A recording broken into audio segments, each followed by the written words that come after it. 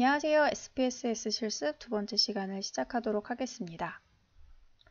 오늘은 빈도 분석을 해보려고 하는데요. 빈도 분석을 SPSS에서 어떻게 하는지, 그리고 이 빈도 분석 결과를 그래프로 어떻게 나타나는지를 살펴보도록 하겠습니다.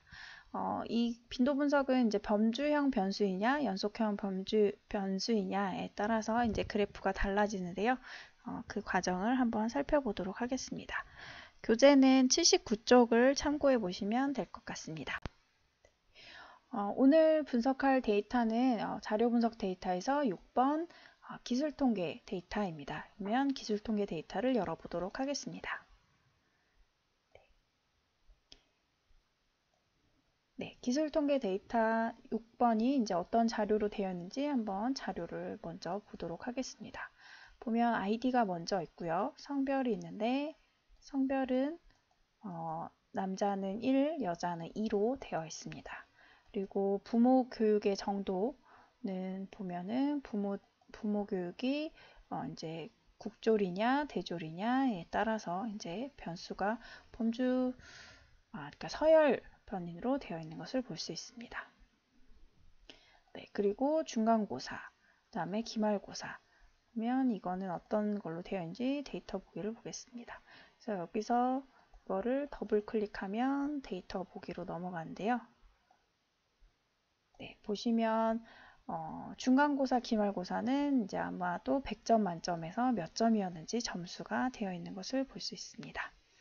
그러면 네, 이거는 데이터가 300개가 있고요.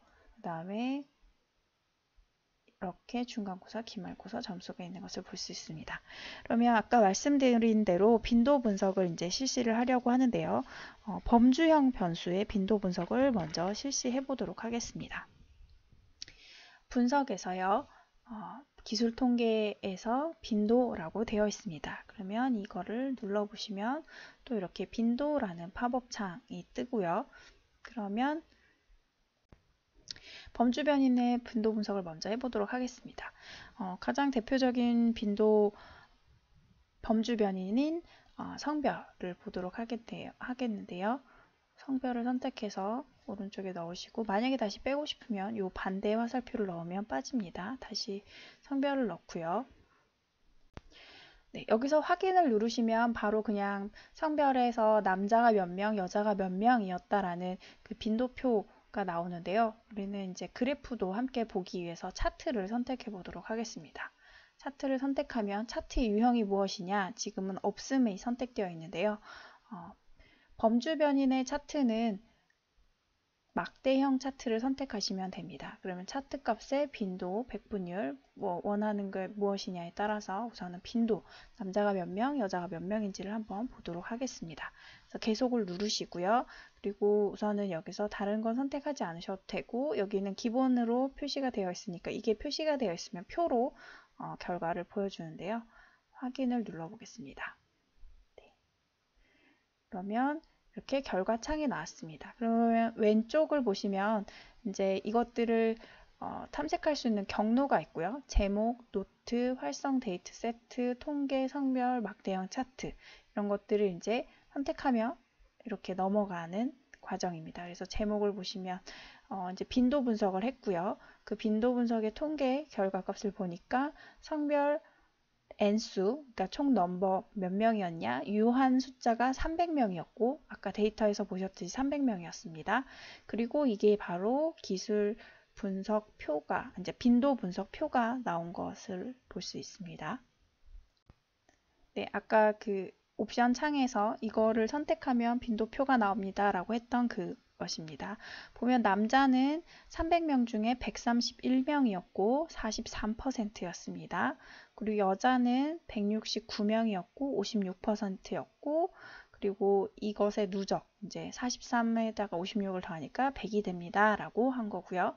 그리고 네, 이제 막대 빈도표가 나옵니다. 막대 차트, 막대 그래프가 나온 것입니다. 남자가 여자보다 더 적다라는 것을 이제 눈으로 볼 수 있습니다. 이렇게 표를 보는 것은 그냥 이제 수치를 읽으면 당연히 알 수 있긴 하지만 이제 여러 가지가 있을 때 한꺼번에 볼 때 막대를 통해서, 막대 그래프를 통해서 시각적으로 이제 정보를 전달하는 효과가 있기 때문에 살펴볼 수 있습니다. 네. 아까 이제 무엇을 볼까 해서 빈도를 선택했기 때문에 여기에 이제 빈도가 이렇게 나온 거고요. 만약에 퍼센트로 선택하면 백분율로 해서 왼쪽에 숫자가 나타날 것입니다. 네, 이렇게 빈도 분석 결과가 나왔는데 이거를 이제 어떤 보고서나 논문에 어떻게 보고를 하느냐에 대한 간단한 예가 83페이지에 있는데요. 83페이지에 보시면 이렇게 표를 제시를 하고 그래서 전체 몇 명이었고 남자가 남자가 몇 명이었고 여자가 몇 명이었다라고 서술할 수 있습니다. 네, 다음으로는 연속형 변수의